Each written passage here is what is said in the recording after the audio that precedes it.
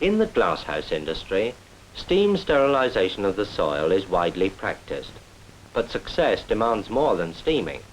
It demands strict care from stripping to harvesting.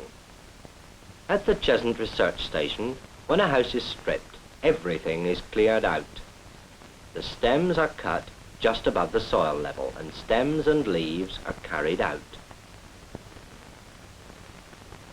They're immediately burnt, because they may be carrying diseases and pests. Heaps of old plants left over from season to season are a common cause of reinfection after steaming.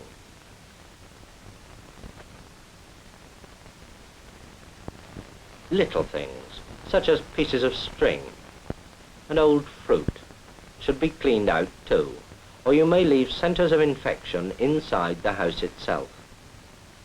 The house is sprayed thoroughly with a disinfectant before the roots are dug up.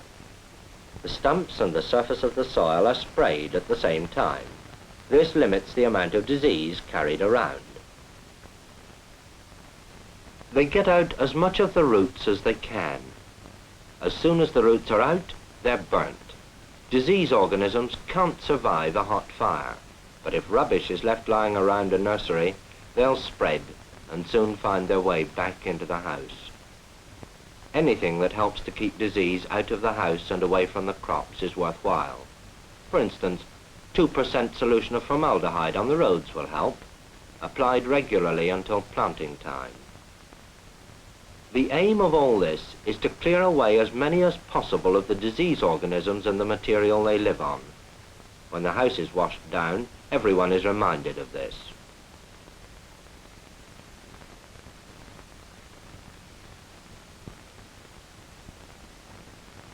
Where the roots have been attacked by serious diseases and pests, infection will be greatest in the top 12 to 15 inches of soil. However carefully the roots are removed, some pieces are left behind. It's here that the fungus lurks until the following year. Steaming down to 15 inches will destroy most infection, but to do this the heat must penetrate every particle of soil.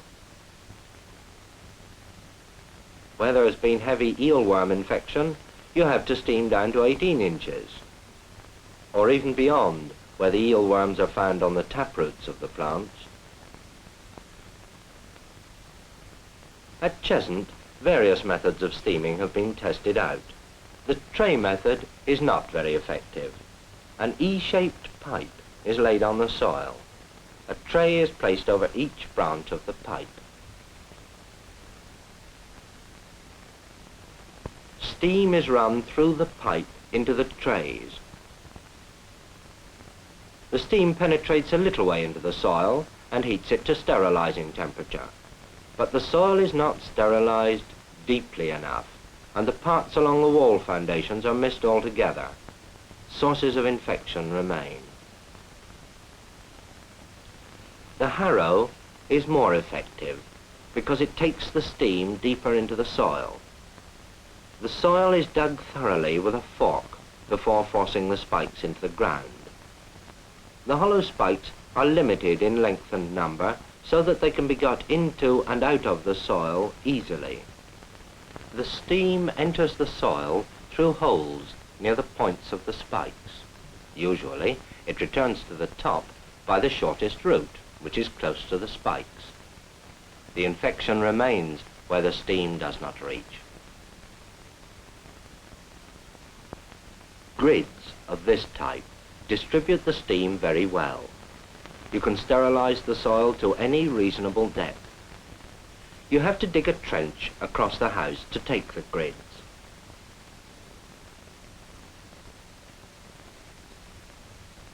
And then you put the soil from the next trench over them.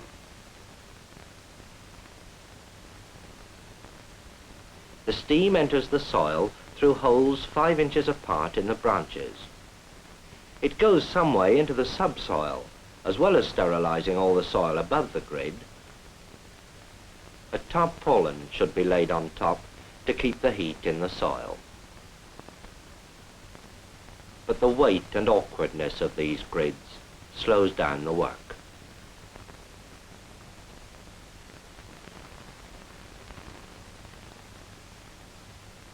Cheshunt, they prefer sets of single pipes called Hoddesdon pipes. This has proved at the same time the easiest and the most successful method. You first dig a trench down the whole length of each house. Wall foundations are often dangerous centres of disease, so the hard soil is cleared away to let the heat through.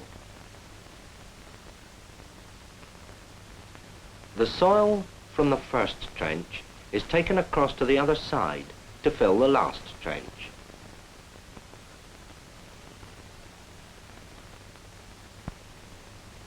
This trench has been dug to 15 inches, but they may need to go down to 18 inches.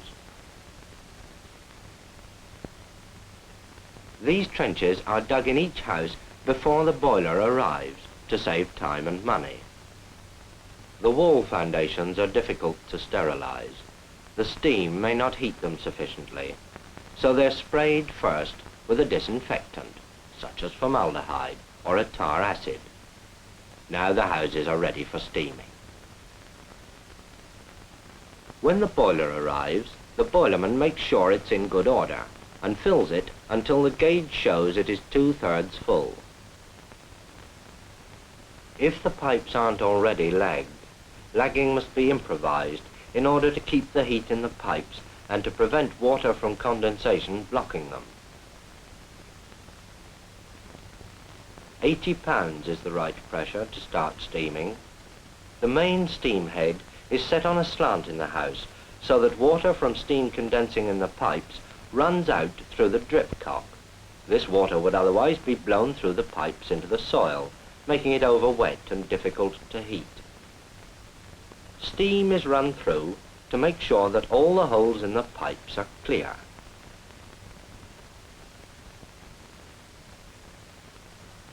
The bottom of the trench must always be pricked up before the pipes are laid.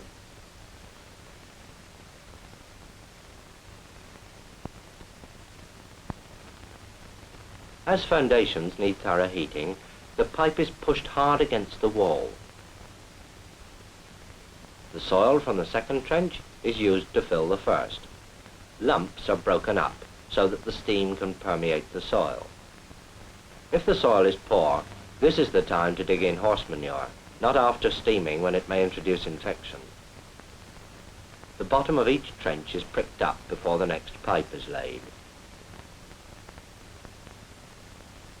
You place the second pipe parallel with the first and no more than 18 inches from it. The steam must reach all the soil in between. When you've laid 4 pipes, you set the 5th in its trench and cover it up to keep the soil solid over the 4th pipe. The surface is raked smooth over the first 4. This makes for more uniform heating because puddles of water won't form on the surface.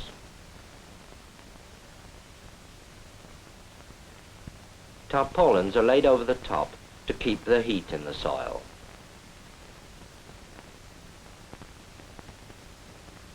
With a small boiler, which can only make enough steam for 4 pipes, now is the time to start them off. With a big boiler that can keep 8 pipes going, you lay another 4 like the first. Then the Y pieces are coupled up and the first steaming begins.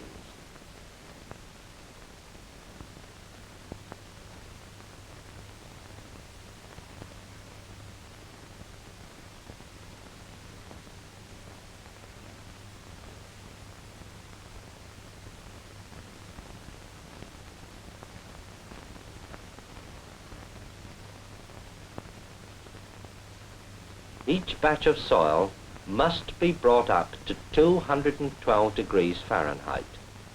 To check this, a thermometer is pushed about 4 inches into the soil halfway between 2 pipes, which is the furthest point the steam has to reach. In the time it takes to steam the first batch of soil, the second 8 pipes can be laid.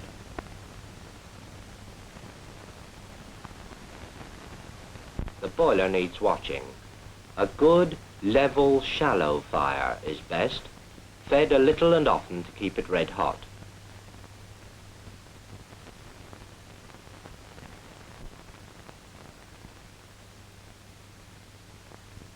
The soil should reach boiling point after 20 to 30 minutes.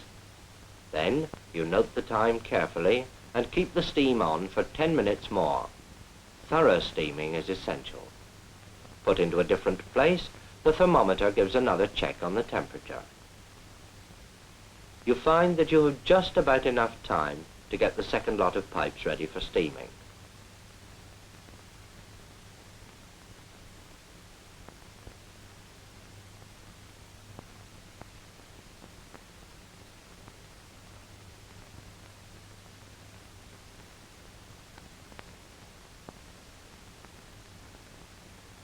Ten minutes are up. The first lot of soil is now sterilized. The steam is turned off and the Y pieces are moved over to the second 8 pipes.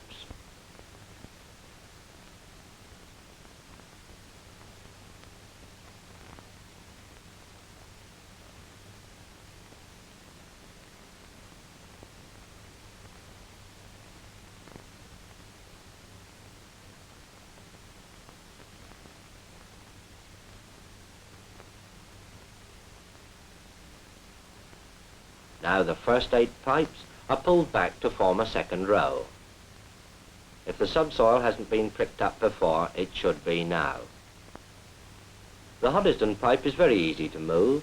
A gentle pull will do it. You need 2 men only in very heavy soil. The pipe is pulled clear of the soil and then pushed in again about 6 inches to make sure that all the soil is steamed. Next, you cover the pipe with soil from a second trench and pull back the second pipe, continuing until all the pipes have been pulled back.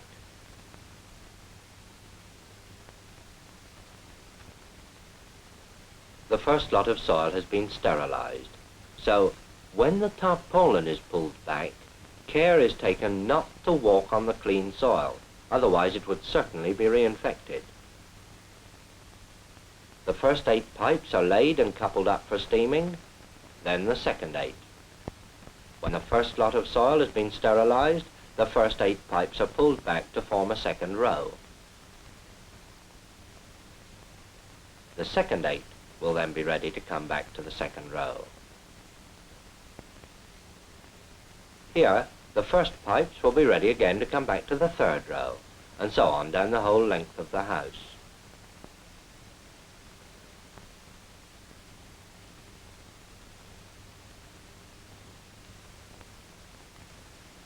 The boiler is tended carefully during steaming, and the flues are swept out at the end of each day.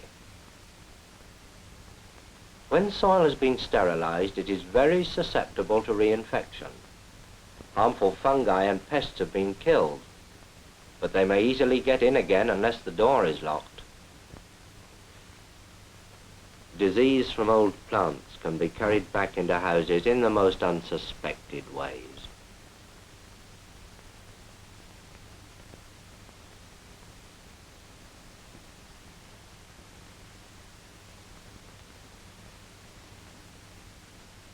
The house is left for 2 weeks for the beneficial bacteria to re-establish themselves. Then it's opened up for flooding. Clean boots, clean hose and clean water are necessary to prevent reinfection. A heavy flooding of 80,000 gallons to the acre has been found best after steaming. If the land is well drained, it's better to flood it twice.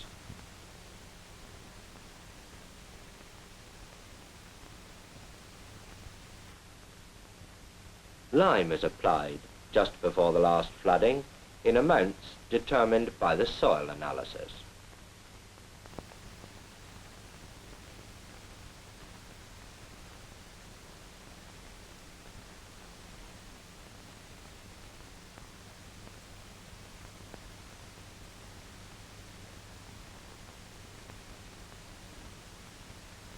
About 2 weeks later, potash is applied. Steaming increases the free nitrogen in the soil, and potash is needed to balance the nitrogen and ensure good quality fruit.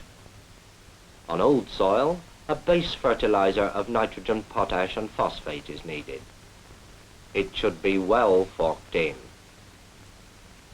After all this, the soil is clean and fertile and ready for planting.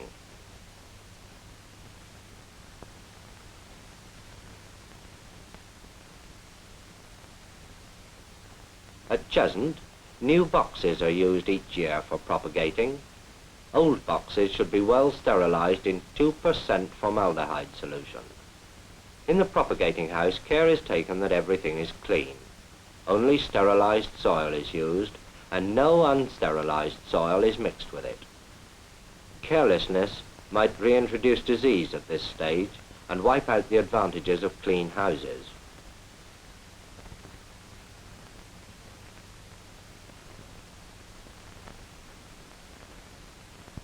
But with proper care, the seedlings will grow strong and healthy.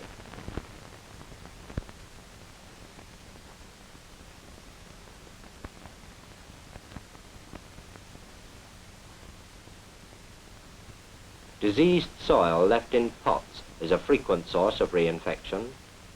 All pots should be sterilized before use. They can be steamed in a small sterilizing bin.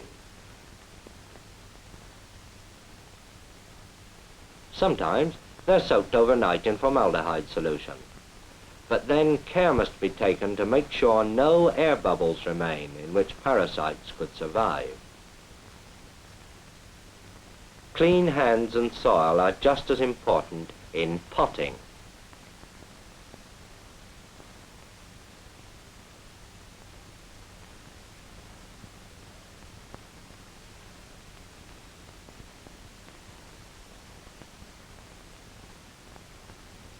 To do all this involves time and trouble, but it produces healthy plants.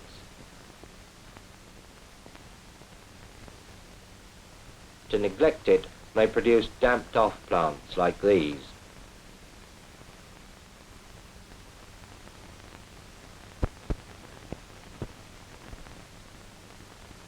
The fungus, Phytophthora parasitica, has attacked the base of the stem after growing up from a source of infection in the pot or soil.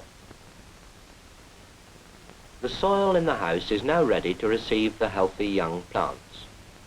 Risk of infection is much less at this stage, but in steamed soil, plants must be tended with greater care. Young plants set directly in the rich steamed soil may tend to bolt. At Cheshunt, boxes have proved successful in restricting early root growth. The plants are checked a little and do not become so strong that the fruit suffers. Young plants in sterilized soil may get out of hand if watered too soon or too heavily. A little around the roots at regular intervals, the amount increasing as the root system enlarges. The control of ventilation is important. If the houses become too hot and stuffy, growth will be too soft. When the growth is too rapid and strong, poor trusses are produced. During dull weather, the day temperature shouldn't exceed 65 degrees Fahrenheit, but in bright sunshine, it may be allowed to rise to 80 degrees, provided the ventilation is adequate.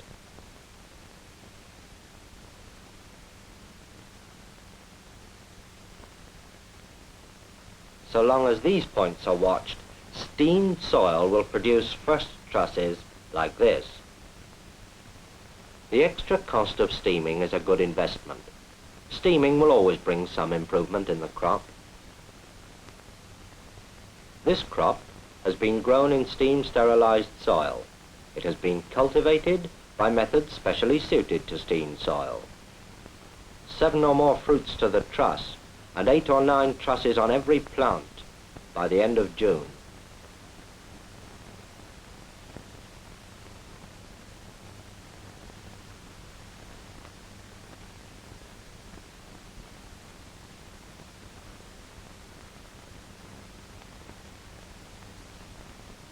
But when you pick this fine crop, remember that some disease will already have crept back into your houses, though it may be unnoticeable.